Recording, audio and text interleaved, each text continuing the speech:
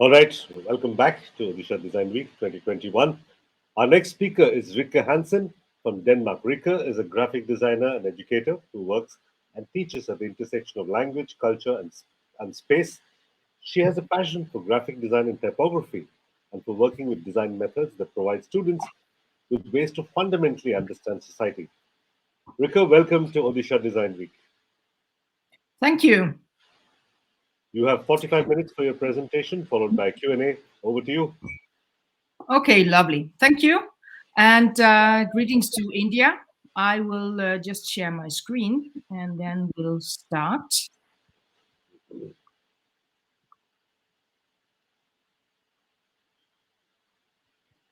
Let's see this. Oh, sorry. So can you see my screen now? Yes, we can.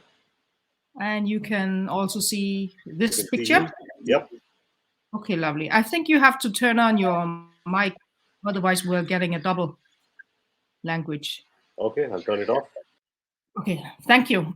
So, yes, hello, my name is Rikke Hansen. I'm from Denmark, and as shortly introduced, I'm a graphic designer. I'm also an educator. I run my own design studio, and I teach at different design schools in Denmark and also at universities abroad. So I will be speaking. I try to divide the speak into three parts. I will talk a little bit about some of my work, especially my work with posters. Then I'll talk about design education and some of the courses that we do. And the last thing I will talk about is about the Danish Book Craft Society, which I'm vice chairman of, and I've been working in the association for, I think, 7 years now. So just to give you some ideas what we do in terms of book craft and book design in Denmark. So first of all, as also introduced, I love typography and I love graphic design. I love to experiment. So this is some of the things I do. I like to try and test, to work with tangible letters. I also love to work in the computer, but I think there are a lot of things that you can get from also working outside your computer. So working with hands, but also working digitally. I do a lot of web design and digital promotion, logo design for different clients. And I also do layouts. This is a project we did some years ago, which was a catalog. We printed it as a newspaper, but it's a catalog for artists of the exhibition. So my task as a graphic designer was to do the layout and the whole organization of the communication and pictures in for this. I also have a letterpress studio. I live on the countryside. I live 2.5 hours from Copenhagen and 1 hour from the German border. So in this, so we have a lot of space, and I think 7 years ago, I was asked to buy this letterpress equipment, which is quite rare now to get hold of. And I thought, okay, I'll do it. And then we transformed some of our space into this workshop. So this is actually upstairs. And this is some of the wood type letters we have, and you have to enter the space from downstairs. So downstairs we have some of the heavy metal which we use, and upstairs there's this space which we have the wood letters and also the print equipment. And I also have horses, so outside from the workshop you can see my horses. This is from this summer, so the garden and the green surroundings. We live next to a forest too, so this is quite nice. And this is the space. I think it's 100 square meters. I have around 8 small printers, And then we do workshops for students. We have a high school 10 kilometers from us, so they come once or two times every semester, and then they work with the wood types and learn how to print in this way, and also to work away from the computer. So this is a quite nice experience for them. We also sometimes have guests. This is just a small video with Cecilia Gabriela from Mexico. She was here with us a weekend, and we were working. So this is her first time making letterpress printing, and she was doing this poster for her mom, saying in Spanish, "I'm okay, mom, I'm okay." So I use it more or less for experimentation. I use it for workshops as well. This is some of my own work. This is printed on very, very thin Chinese calligraphy paper, and I like to work with patterns, and I like to get inspired from textile design. So this is why these prints are having these patterns. And what I also love when you're working with the wood type, you can't scale. You have to find other ways to do your layout and your typography. So this is just some of the things. My husband has bees, and he produces honey. So 2 years ago, last year, I just letterpress printed the labels for his honey.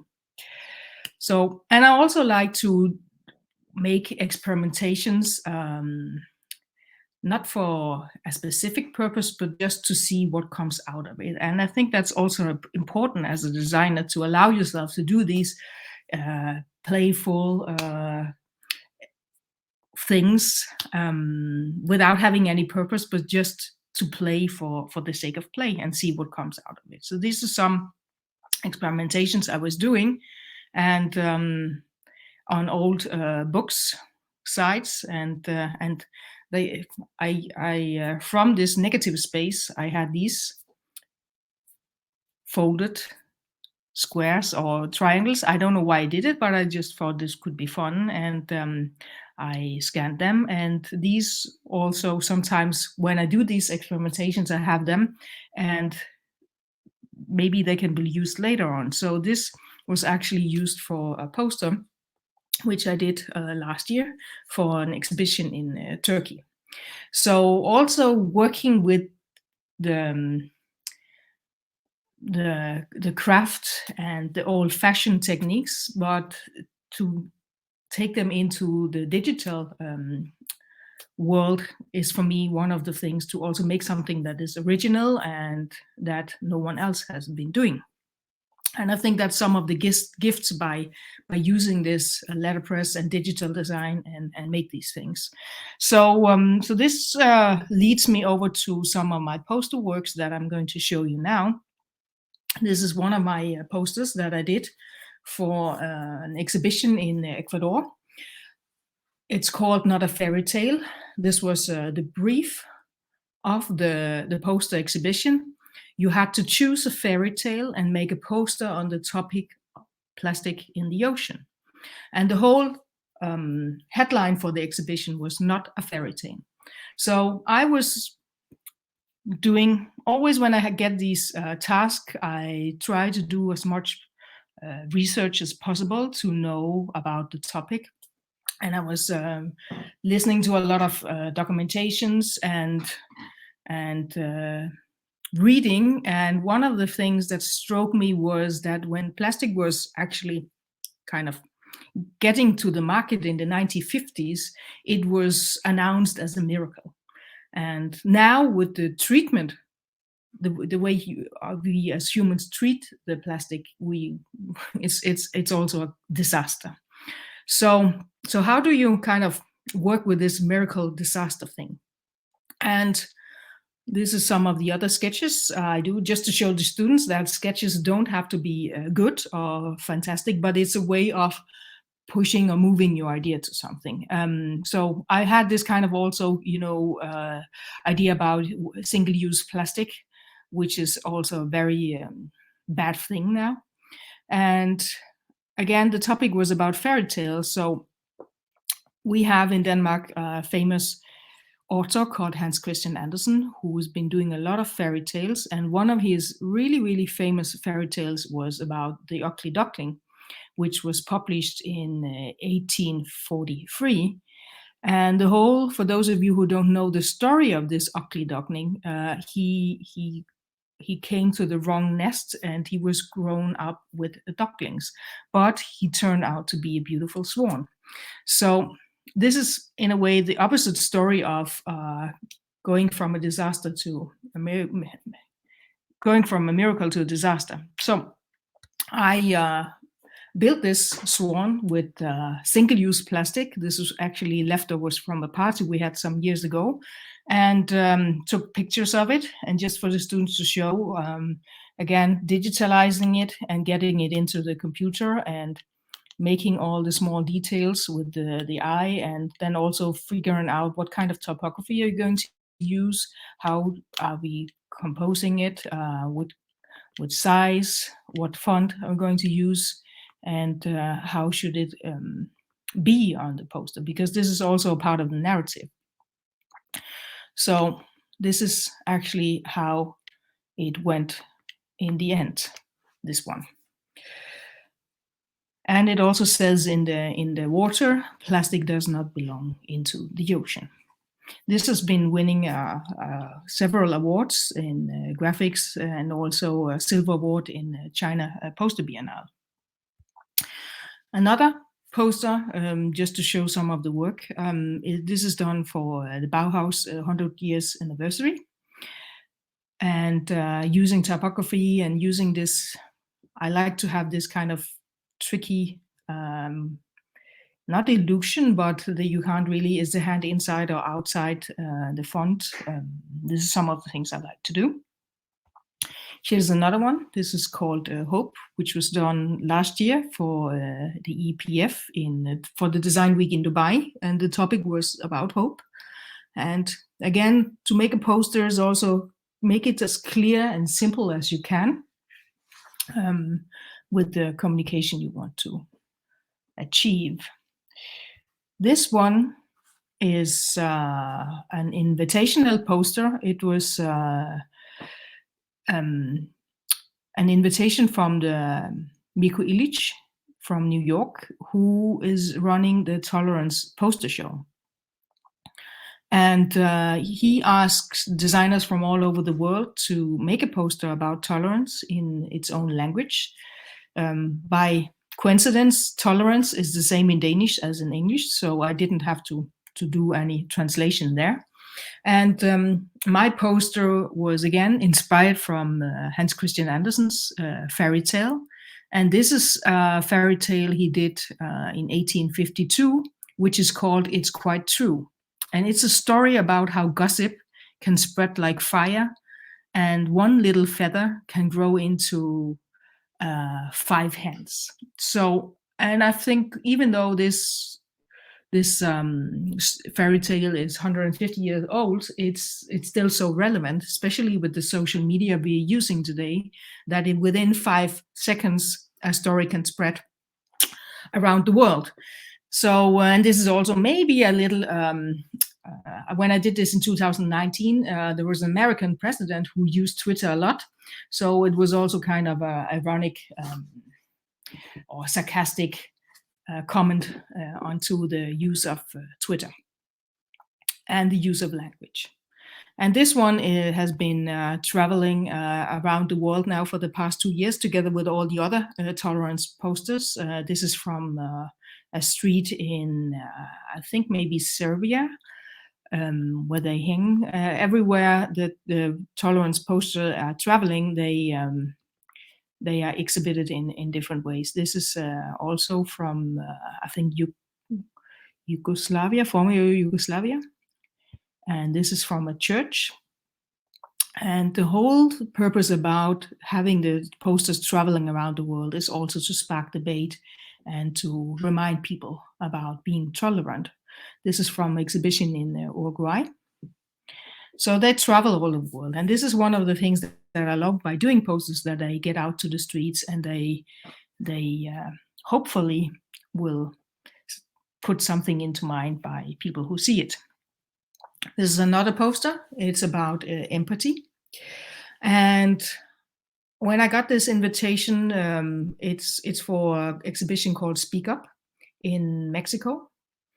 And I had this approach that I can't really understand, people or organizations like Daesh, ISIS called, and Boko Haram in terrorizing in Africa, how they are doing so many cruel things, how they force children to shoot their own parents, or the rape and all the things that they do. And for me, it was a kind of, if I can't understand them, and I never will. And I thought, okay, if you are so evil as a human, there can't be any empathy inside you. It's not possible. If you have the slightest empathy for people, I don't believe it's possible to do it. So this is also why the A and the H is leaving the head, and it's only empty. I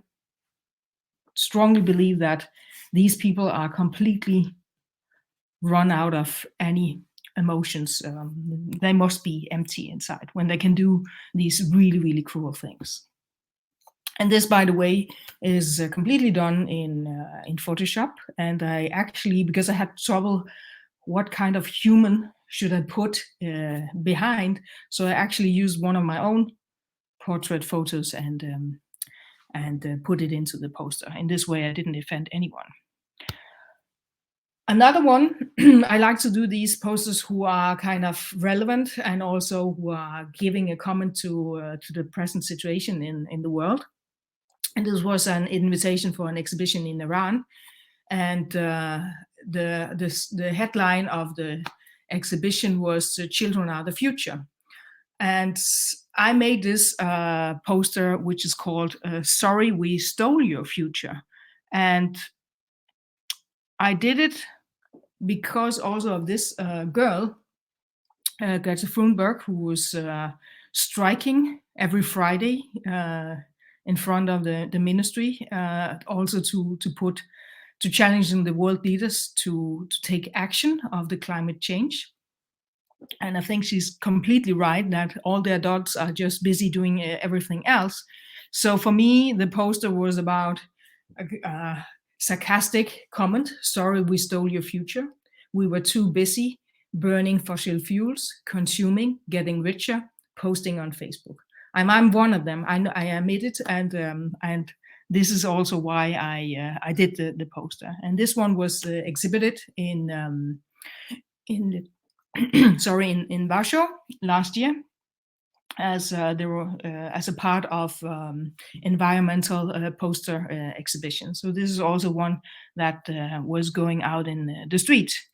And again, because I like to play, when I did the poster, I tried to laser cut this one in a big size to see if I could print it. It didn't really succeed, but the letters from the cutouts, I kept them in a bucket, and sometimes then you play with them again and you try to experiment. So this was some of the experimentations I did. When I do posters, I'm not always having an idea of what the exact result is going to be. For me, the design process it's coming on its way. I'm not sure this is the best comparison, but it's a way like building a snowman. So when you're having a lot of snow here in Denmark, you want to build a snowman, but you kind of direction you want to go, but how it is going to be, you don't know before you are finished. And for me, it's the same with posters. You have to start somewhere and then see what comes out of the materials. How does it act? What can you do with it? So these were some experimentations I did one evening. Just again, I think it's also important to take some time, an hour or two, and just playing around and see what comes out. And I use my camera a lot, because in this way you can see how does it act when I make it in pictures. So these fonts, I used them for a poster about Fukushima and Chernobyl. Chernobyl was having a 35th anniversary, and Fukushima was having 10 years anniversary, sad anniversary of the atomic catastrophe it did. So these are the experimentations, and this is in black and white, and this is the final poster. Again, using something tangible, taking it and making it digital for the use of a poster. And this poster idea is you can turn it upside down and you can read both Fukushima and Chernobyl. And this was exhibited last year in Ukraine, in Chernobyl. So it's hanging as a part of the exhibition there. So this is, some of the process, just to give you an idea. Another one is for the United Nations Sustainable Goals, gender equality. I was asked by Poster Without Borders, which is an organization who invites, again, designers from all over the world to do a poster. And I love the guys from Poster Without Borders. I think they have some interesting topics every time when they do these exhibitions, and they also have that when they invite people, 50% are men and 50% are women. So it's also equal in its exhibition form. And by coincidence, I got the sustainable goal number 5, which is about gender equality. And for me, I was really struggle about what kind of poster do I want to do in terms of that, because it's such a challenging topic still to achieve gender equality, at least in some parts of the world, and I can see it when I travel as well. So I was reading the goal number 5, and actually the text, when I was reading it, I never paid attention to it, but now I was kind of reading it, and I know I live in Denmark, and equality is quite good in my country. And when I was reading it, I was kind of, I can't believe that we still have to discuss if women have the right to own a property or the right to decide about their own body. So for me, the whole text was quite important to put into the poster. And I remember when I was doing my research and when I was doing my master, I always marked the important stuff with a pink pen, like you do in books. So I thought, okay, I'll just mark the text, and then this equality sign will show up in the poster. So these were some of the sketches. I wanted to have this equality, that men are equal with women. How do you do it? And in this term, I just make it like this.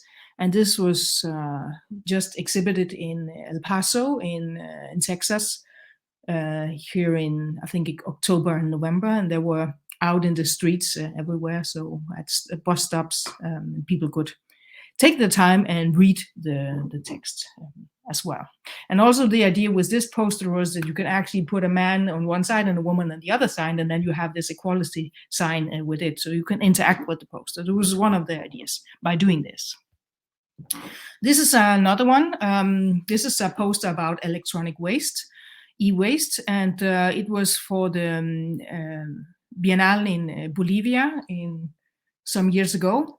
And I had this inspiration from, I was doing a study trip with some of my students to Gambia. We were working with a school in Beneveld High School in Banjul, and on our way from our place to the school, we had every morning to drive 45 minutes, and we were passing by mountains of electronic equipment.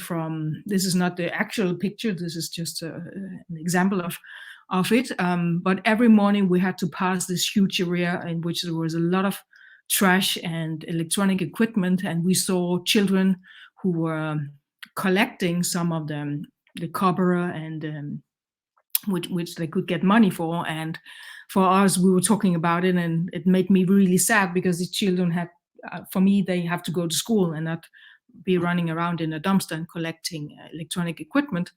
So and also another thing is that this is not coming from Gambia and the people in Gambia itself. A lot of it comes from Europe, who dumps electronic equipment in Africa. So my idea was to emphasize that, and also I went out to the local recycling store and I bought some electronic equipment, and then I built my poster in my backyard. And you can slightly see there is this electronic equipment underneath this white sheet. The white sheet is also, when you are covering dead bodies, you normally put white sheets underneath it. And for the people who in Denmark, they know the company Bienal. And this red phone is a very iconic design phone. I think it designed in the 90s. So you kind of also know that this is also Danish design that is coming from that. So this poster was taken into the computer, and then I put the text. This is a saying, out of sight, out of mind. If you can't see it, it's not existing anymore. And in the bottom it says electronic waste is not somebody else's problem. And there's also in the corner, there's a little fire starting. If I just go there, oh, this is not here. There's a little fire starting. So if you use some time on the poster, you will see, okay, you can't just hide it forever. It will still be there. And it's kind of a little slap to my own country that we are one of the countries who are producing a lot of electronic waste, and we have to think about it. And this one has also been winning a lot of prizes around the world. So here's one which is more cultural. This is Umberto Eco, an homage for him. And this one, I went to my letterpress studio and I printed the type. I was lucky to have a wood type font, which I bought from Italy. So I thought, okay, that font would be excellent to use for my poster. And just to show some of the students some of the process, so I printed them and then digitalized the font. And this is just some of very, very quick exercises to see how I'm going to organize the font and how do I make the story about it. Umberto Eco was quite occupied with the pendulum. He also wrote a book called The Pendulum. So I used that for my poster. And then I was figuring out, how do I do his body or his torso without actually showing him? So this is some of the ideas and the sketches and color to see what works. And this is the final one. So this one was exhibited in La Paz at the Design Museum. And the original size is 2 meters high. So this is a big scale poster. I think one of the last ones I'm going to show you is also one that is really important for me. I did this last year. This is done for Mood to Wood, which is a festival. It's called in English Courage to Rage. And designers can send posters about topics that are important to them or annoys them, or they want to have people to think about. And for me, again, also because I did the gender equality poster, I can't believe that it's over 70 years ago that the United Nations wrote that every human on the planet should have equal rights. And still we are facing that a lot of girls are not having it. So for me, this is quite simple. There's not a big thing about this. I just had this because there's this song called Girls Just Want to Have Fun. So I put the fucking in and then also made the fun to fundamental human rights, which I believe is really, really still so important. And the font was done from another project, so it's actually one I did myself, and I put this kind of girly pink to it, and it has this three-dimensional. So if you go close to it, it's kind of more three-dimensional. When you see it in the distance, it's more flat. Of course, it's also a matter of how the picture is taken. This is from the exhibitions. The posters were exhibited in Hamburg, in Berlin, and this is from Heidelberg, where they were out in the streets for people to see. Last one is done last year as well, about COVID, exit, keeping a distance, and this is done for Madrid Grafica. And for me, I thought it was fun that the poster size was 1.2 by 1.6, and if you have the diagonal, you actually have 2 meters, which is what the WHO recommend as a distance. So I thought, okay, you can actually use the poster as a guidance for how the distance should be between people in terms of not spreading the virus. So this is from the exhibition last year in Madrid, and this is the poster, and it's in Spanish for people to read about what to do in order to not spreading the virus.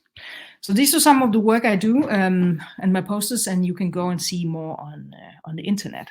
Now I will talk a little bit about education, and I will talk a little bit about experimentation. So one of the things that I love to do with students in terms of also working with typography, not only on the computer, but also tangible typography. And this relates to kind of teaching the students to be curious, to experiment more, to get away from the computer, and to see what they can actually manage to do away from the computer. Of course, you can also think. You can put your thoughts and your drawings in your sketchbook, and you should. But this is a way to show students another way of being creative and curious. So I do these tangible prototype workshops around the world. I do them in Denmark too. And this is from Petra University in Jordan. And I love this picture because this is when we start the first day. We had 3 days to work, and everyone is sitting nice and needy in the classroom, getting the introduction of what we're going to do. And 2 hours later, this is how it looked like, because I asked the students to bring materials from their home in order to sketch words with materials. And I love that in the beginning, the students are little, they don't know really what to do, but when they start doing it, certainly the curiosity takes over. They start to play, they start to challenge each other, they help each other, and they also have to do a lot of words. I always ask them to do many sketches in order to not think too much, but just do, to see what happens if you just do things. And this is some of the words that they made. These are all made in Arabic. So this one says hope. And there's also an Instagram account for this workshop when we did it. And you can go and see more of the images that they do. This is cover. And for the students, it's always a big surprise that when they just do things that and take images of it, they get some surprise or something they didn't expect comes out of it. And of course, not every sketch is brilliant, but there's always something they can use for later on. And again, this is also to teach the students to make original work, not go on Pinterest or Google and steal from other designers' work, but to do their own work. This is done by their own. So these are a lot of sketches, and they can use for later on. And I love these Arabic because I can't read it, but it's just beautiful form as well. These are some from Denmark. So depending also on which part of the world we are in, the workshops are always different. I also ask the students to try to sometimes to continue. work on the sketch or do something with it and just see what happens. And the good thing when you are taking pictures, you can just continue and you can delete it afterwards. So all these plays are really interesting to follow and also for the students to see. This is from a design school in Kolding. They have this mirror hall, and the students just put up this space, the room. So also one of the, you can say, dogmas by doing these exercises is that you got what you got, and you have to use the surroundings and then see what comes out of it. What kind of gifts or surprises can you get from it? And we use a lot of images to take pictures, but we also use video. So this is from a workshop I did in Mexico before the pandemic, and this says muerte. Muerte is dead in Spanish. This is from the NID, National Institute of Design, which we also did a workshop in 17. And I think I had a class of 20 students, and they did around 50 sketches each in 4 days. So we were having around 1,000 words, 1,000 sketches that we exhibited.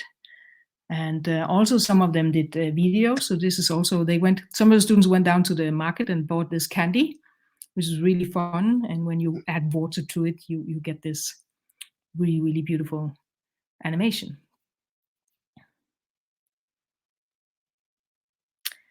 This is from GLS Institute.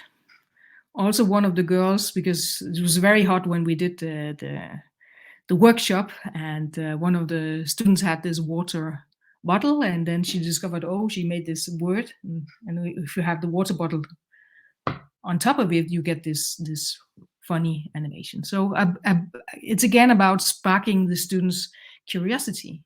This is also from the GLS. And then we do some workshops where we also use for compositions. Again, I try to show the students, of course, working in the computer, but also what can you actually manage when you're working in outside the computer, and how fast can you actually make a lot of different compositions by just moving things around and use your camera. So these are some of the exercises that we did in terms of composition. And they only had half a day to do 10 sketches each. And I think also what surprised the student is how fast they can do it. And also that some of this, they would never have the same result if they did it on a computer. So I'm not saying that this is a better way of working than the computer, but it's just a way of showing the students that it's also a possibility to make this curious thing. So we do a lot of different exercises. And again, some students have different skills. So here they use kind of food gel and put it on top of the typography to see what happened when you do that. And we also did an exercise where I asked the students, okay, let's try to make failures and see what comes out of it. You have to think of something that is that could be the result will be a kind of failure. For instance, if you buy a lottery ticket and you have it in your trousers and you put it into the washing machine, that's one of the worst things you could do. Or if you spill coffee on top of your beautiful sketches, these kind of failures, try to see if you can provoke them and then make them. So the students make these kind of failures, and again, just to see what comes out of it. And some of them are better than others, but again, it's a whole sketch catalog for the students to have afterwards. I think they're drowned, and this is putting snow or salt to it. And here, I think this is scanning go wrong, but again, beautiful thing. So they have them for later on. So again, this is experimentations, and the whole thing is also to talk with the students about that creativity is not a talent. According to John Cleese, it's a way of operating. And you have to figure out as a designer and a student what's your way of operating, what's your way of getting ideas, and be curious. So the next thing I'm going to show you a little bit is in the education in Denmark, we're talking a lot about the traditional design discipline, who are focusing on products, typical in visual communication, and the new emerging design disciplines are more designing for a purpose. So some of the courses that we do in Denmark is trying to use our visual communication skills and visual communication, for instance, and then see how can we design for experience or emotion and things like that. And also looking into methods like user sketching, understanding your society, because when you are having a task, how do you understand the people who has the problem? So this is a project we did with first year students, and we were looking into personal space. And this method was about role play and body storming. So the students were actually acting out how is it to sit and wait on the train station. They were doing this collaboration with the Danish railway. And we also try to really emphasize that we do collaborations with the industry. So they get real tasks and they also get feedback from the industry. So this group was working around what is personal space, and they were doing this waiting situation when people are noisy or people are sitting too close, and what is the mood for the test person here. He has this mood scale on top of his head. And then they did a lot of ideas from that, and they, from all the ideas they had on their sketches, we told the students, okay, now go down to the train station and test them. You have these ideas now, but how do you know which one would be the right one to work with, and how do you know how people will react? You have to go and test it and see the people's reaction. Of course, you could do is what is called. You could ask for people to fill out a form, but you are not necessarily getting the right answer. It's much more interesting to see in person how people react, how their body respond, the whole body language, and all kinds of things. So the students went down. They didn't want to do it at first. They said, okay, just take 2 hours, go down, and then test the ideas. So they did, and these are some of the ideas. This is some of the user observations they did. And again, it's about personal space. How do you get this when you're traveling with the train station? So I'll just play this video and you can see for yourself some of the reactions from the people.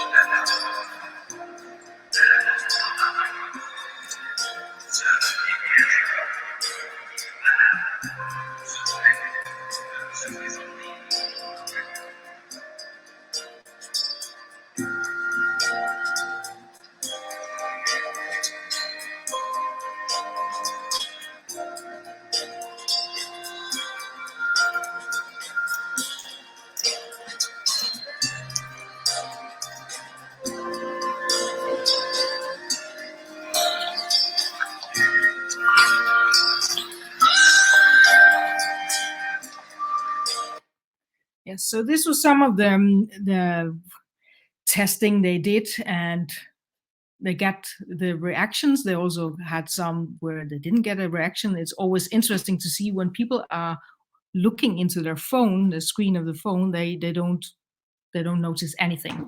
So with these insights, the students decided to go with a concept using the ring, because it was really interesting to see this woman that she knew when there was a ring around the girl that she entered a private space.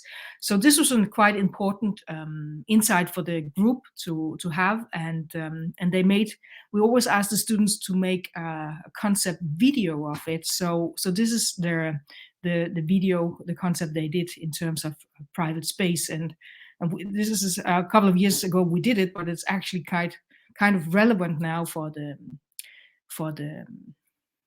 the current pandemic that we're having. So here's the video they did.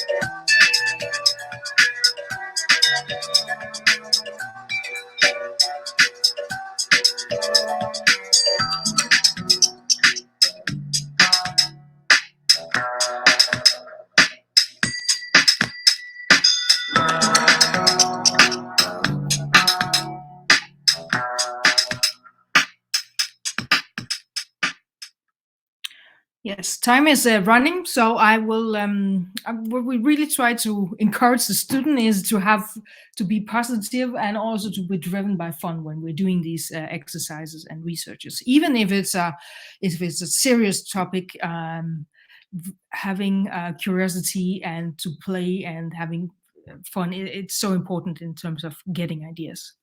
So the last thing I will just use a couple of minutes to talk about is the Danish Association of Book Crafting. And this is an union for the Danish industry of designers, printmakers, all people who are involved by making books.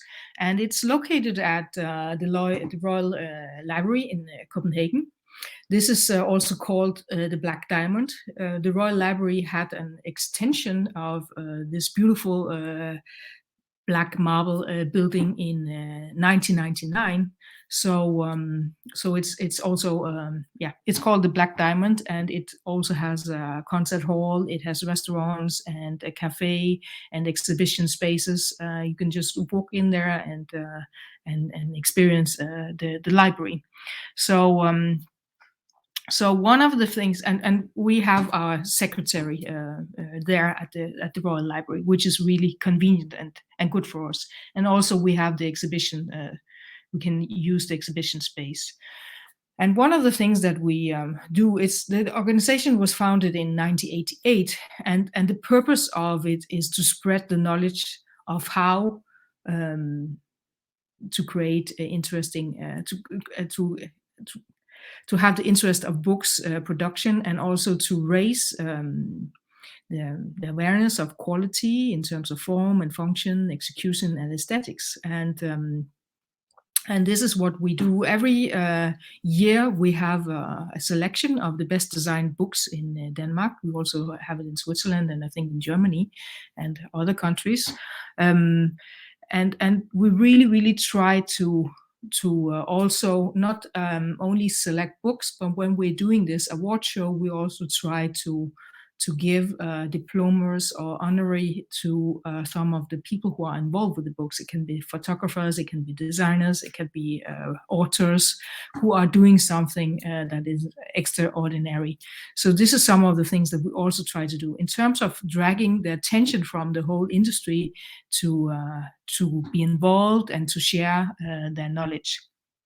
One of the problems with the association when I started 7 years ago was that the website and was not looking so interesting, and our problem was also that the members were quite old, so it was a problem of dragging young designers and students into the organization and be involved in it. And this is what some of the work that we've been working with is how do we make an organization that is more dynamic, that is more modern, and also how do we talk with the media, how do we use the digital platforms now to use that. So 5 years ago we redesigned the website, and it's looking like this now, and actually we are redesigning it again in terms of making it even more modern, trying to keep the industry more involved to it. And one of the things, I'm just going to show you some of the designed books and catalogs that we do here. Is we try both to show books that are on the edge of being a book, but also hand-binded books. So this is there's a prize every year at the Design Award in terms of hand-bound book, and this one was a book about hair drawings. So it's I think it's made in 3 or 4 original pieces, and it's made on out of tile, the covers, and then there are hair glued on top of it, and it's hand binded. So these are some also more experimental, and then of course we try to show some of the industrial design. There are different categories to the award. This was the catalog last year. We also try to involve the industry. This last year we asked some really young design studio to do the catalog, and we also try to have this kind of that it's a feeling of honorary to do the catalog for the whole industry. So these young designers, I'll stop in a few minutes. These are from the exhibition, and this is the catalog from this year that we did, which is also showing some of the best books. And so one of the last things I just stop with is this little magazine that we've been working on now. Again, using good designers to do it, and again spreading all knowledge about books, both in terms of history and in terms of design, young designers, how they work, and comics. This is about book design from Russia, so also to show the industry what is going on around the world. So this is the last thing, and then thank you. Thank you, Rikke. We could actually listen to you for another hour easily. Your work is so fascinating and such a wide variety of work. I'm sorry we have to cut you off at 1 hour, but we could listen to you for another 2-3 hours. It's fine. It's always difficult to find out how much time you have. Yeah. So. Okay, I just have one question for you. Yes. How important is it for students to work with their hands? For instance, when you work with letterpress, it's not a digital technology. You have to work with your hands, you have to trace the letters. It's a lot of physical labor. When you teach your students, do you have any letterpress machines left in Denmark where they can go and learn this kind of thing? Yeah, we actually, when I was the head of department at design school in Kolding, I bought a letterpress studio. I think that's 10 years ago, and it's still there. And I also go and teach there. The problem with letterpress is that it takes a lot of time, and education doesn't have time. So they only have a scratch, sneak peek into it. It's time consuming. What we do in my own studio is I have a lot of bigger types, so they can faster do something that they can work with in order to understand the whole how is it working. And then of course if they have more time they can go and they can work more at my studio. But it is difficult. But I think again it's about, you have to find your way.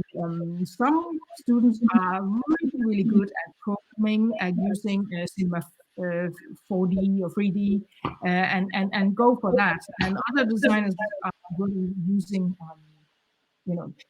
it's a matter about your style, but also what is the requirements that you're going to have. And for me, when I'm making posters, I'm really interested in doing posters that no one else has been doing. I don't want to copy a style from another designer. So how do you figure out to do that? And there's a lot of ways to do it. Go to museums, get the inspirations. I love to work with textile designers because they have a different way of thinking than graphic designers. So you have to figure out a way to get inspiration. Okay, Rikke Hansen, thank you for talking to us at Odisha Design Week. It's fascinating. And as you can see from the comments, a lot of people have been inspired by your work, and hopefully they will create original work after seeing your presentation. Thank you.